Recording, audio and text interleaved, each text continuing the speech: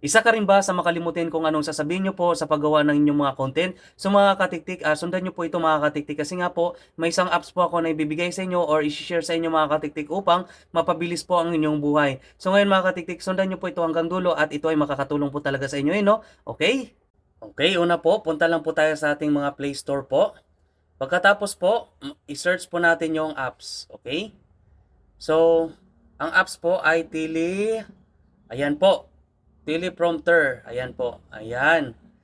So, ang hanapin nyo po dyan, ito po mga katiktik ko. Ayan. Teleprompter floating notes. Okay? Pagkatapos po dyan, although na-install ko na po, so ang kailangan nyo po dyan mga katiktik, i-install nyo po kapag wala pa po kayo, no?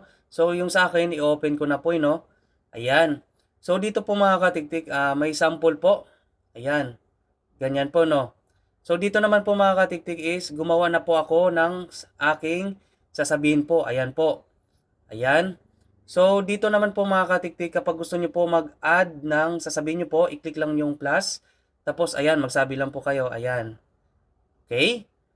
Pagkatapos po dyan, dito po, i-example ko po ito, no? Itong ginawa ko na po. Ayan. So, ang gawin nyo lang po, is kapag nandito po, pwede po tayong magpalit. Ayan, yung text po, kulay ng text. Ayan. Ganyan lang po. Ayan. Sa inyo na po kung white or ano po dyan. Tapos itong background po, pwede nyo rin pong i-adjust. Ayan. Okay? Ayan po. So pagkatapos po dyan, i-back lang po natin.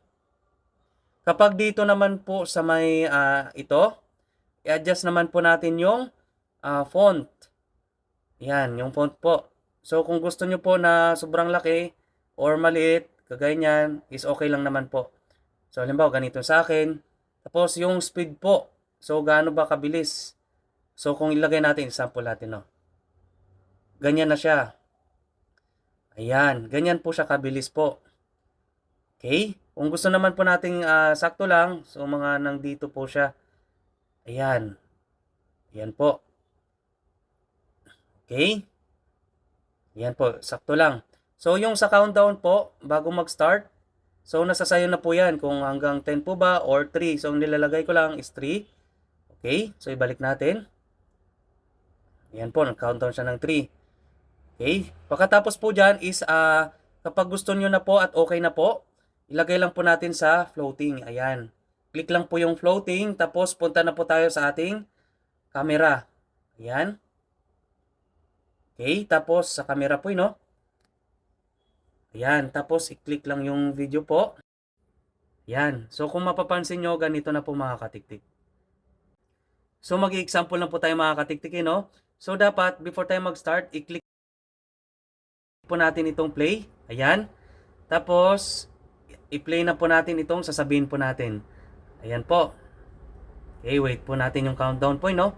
So, ayan na po. Hello mga katiktik. Alam nyo po ba na may bagong update si Meta na makakatulong sa atin upang mapabilis po tayo ma-monetize agad?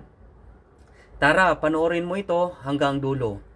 Dahil makakatulong po ito, ayan, sa'yo. Okay? So mga katiktik, parang yung speed po is mabagal po, no? So kayo na lang po mag-adjust ng gusto nyo po na speed po mga katiktik. Ayan, pagkatapos po dyan, i-close lang po natin ito. Ayan, stop lang po. Ayan. Siyempre, titingnan po natin sa gallery po kung okay po. Ayan. So, dito po i-click po muna natin. Tapos may X naman po dito sa taas po. Ayan. Tapos X lang po. Ayan. Ayan, i-play lang po natin, no?